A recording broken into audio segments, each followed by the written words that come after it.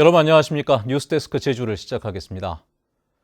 도내 버스 정류소에는 버스 도착 시간과 위치 등을 실시간으로 알려주는 버스 정보 시스템이 운영되고 있습니다. 그런데 이 버스 정보 시스템에 전산 장애가 발생하면서 일부 단말기가 15시간 동안 먹통이 돼 이용객들이 큰 불편을 겪었습니다. 김찬영 기자가 취재했습니다. 버스 정류소에 설치된 버스 정보 안내 단말기. 버스 도착 시간과 현재 위치가 게시돼야 할 화면에 점검 중이란 글자만 표시돼 있습니다. 승객들은 버스가 언제 오는지 알 수 없다 보니 무작정 기다리거나 일일이 시간표를 찾느라 애를 먹습니다. 저거는 이 거리 있어도 다 글자가 보이니까 편안하죠. 저거 있어야. 그것이 저거 고장나면 불편하긴 당연히 불편하죠. 이거 다 이렇게 찾아봐야 되니까 이렇게 손가락으로 다 짚으면서. 안내 시스템과 연동된 스마트폰 어플리케이션도 먹통입니다. 버스 정보를 아예 불러오지 못하거나 노선 등 일부 정보만 나오는 수준입니다. 노선은 어디 가는지 나와 있는데 도착 예정 시간이 안 나와 있어서 약간 언제 오는지도 잘 모르겠고 이 버스가 지금 오고 있는 중인지도 잘 모르겠어서 그게 조금 불편해요. 버스 정보 시스템의 오작동이 시작된 건 어젯밤 9시 반쯤. 제주도 내 버스 정류소에 설치된 단말기 1000여 기 가운데 40%에 가까운 400여 기기가 제 기능을 못하면서 곳곳에서 불편이 이어졌습니다. 오전 10시가 넘은 이 시각까지도 버스 정보 안내 시스템은 먹통인데요. 이른 아침부터 전산장애가 계속되면서 특히 출근길 시민들이 큰 불편을 겪었습니다.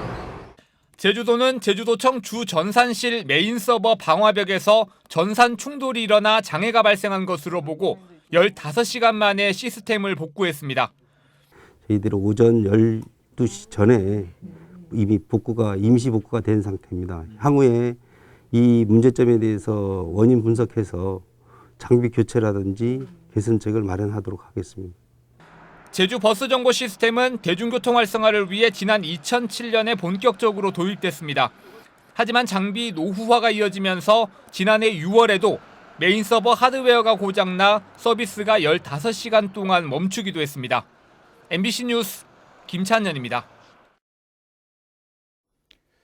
네, 이번엔 각 정당의 도당 위원장들을 만나 선거 판세와 전략을 들어보는 신년대담 두 번째 순서인데요. 오늘은 국민의힘 허양진 제주도당위원장 직무대행을 만나보도록 하죠. 송원일 기자입니다. 네, 허양진 위원장님 반갑습니다. 네, 반갑습니다. 최근 국민의힘에서는 선거대책위원회 전면 쇄신 문제가 불거지면서 상당히 큰 혼란을 겪고 있는데 현재 상황을 좀 말씀해 주시고 이게 또 제주선대위에는 어떤 영향을 끼칠지 말씀을 좀 해주시죠. 지금까지 우리 선대위에서 나타난 여러 가지 문제들로 인해서 지금 지지율이 급락하는 그런 문제들이 지금 발생했습니다. 아마 수습이 잘 되면 또다시 예전의 지지율을 또 회복할 것으로 그렇게 예상이 하고 있습니다. 그 중앙선대위의 그 개편이 또 우리 도당의 어떤 선대위에 크게 영향을 미치지는 않을 것으로 봅니다. 예. 윤석열 후보께서는 언제쯤 제주를 방문할 예정이신가요? 아마 제주도는 아마 1월 중에는 오지 않을까 저 예측을 하고요. 이재명 후보와 윤석열 후보의 지지율이 역전되는 지금 모양새입니다. 현재 상황 판세 어떻게 분석하고 있습니까? 그래도 다행히 저희 윤석열 후보의 그 지지율이 많이 빠졌습니다만은 그 빠진 지지율이 이재명 후보한테 가지는 않은 것 같고 저 유보나 또는 이제 다른 우리 보수 후보인 안철수 후보에게 조금 간 것 같습니다. 또한 우리 후보의 이미지를 다시 새롭게 하면 그 빠졌던 지지율이 제자리로 올 것으로 저희들 낙관하고 있습니다. 국민의힘에서는 도지사 선거 후보 언제쯤 결정하실 겁니까? 그 시기는 아마도 4월 중하순경이 될 것으로 저희들 예측을 하고 있습니다. 네. 위원장님께서도 출마를 하실 의향이 있는 건가요? 지금 대선 그 국면에서 제 거취에 대해서 거론하는 것은 사실은 뭐 시기상조고요. 우선 대통령을 당선시키는 일에 집중하고자 합니다. 도지사 선거 후보 관련된 여론조사를 보면 국민의힘 후보군들은 좀 처져 있습니다. 네. 어떻게 이걸 만회하실 계획이신지 말씀을 좀 해주시죠. 대통령 선거 결과에 따라서 또한 우리 당에 대한 그 기대가 상당히 크기 때문에 아마 그때는 비등비등한 아니면 또 역전할 수 있는 그런 기회가 오지 않을까 기대를 합니다. 제주의 미래를 위해서 최우선으로 해결해야 될 현안, 과제 어떤 게 있다고 지금 생각하십니까? 우선 뭐 4.3 핵 문제는 지금 이번에 특별법이 개정되면서 그 가족 특례 조항이 삭제됐습니다. 그거는 이제 민주당이 좀 우리 민주당 국회의원들이 좀 무리하게 그 조항을 넣다가 법무부 반대로 좌절됐습니다만은 아마 행자부가 이에 대한 용역비 1억 원을 확보해서 가족 특례 조항에 대한 그 문제들을 해결하기 위한 용역이 실시됩니다. 그때 이제 그 용역에 따라서 그것이 다음 특별법 추가 개정에서 반드시 반영될 수 있도록 하고, 그리고 금액, 그 보상 금액도 상당히 우리가 기대한 것보다 적기 때문에 2015년 대법원 판례에서 결정된 금액까지 상량 조정하는 것도 다음 법 개정 과정에서 저희들 당에서 반영하는 노력을 하고자 하고요. 제2공항 문제는 우리 윤석열 후보도 이제 찬성 의견을 표명했고요. 저희 당론으로 임기 내 이제 반드시 착공할 수 있도록 하고자 합니다. 오늘 말씀 고맙습니다. 네, 감사합니다. 네. 사실상 차기 정부로 넘어가게 된 제주 제2공항 건설 사업이 국토교통부의 새해 주요 업무에 포함됐습니다. 국토부가 공개한 2022년 주요 업무 추진 계획에 따르면 제주 제2공항 건설 사업은 경제활력 제고 부문 가운데 지역 중심 인프라 적기 구축 분야에 포함됐습니다.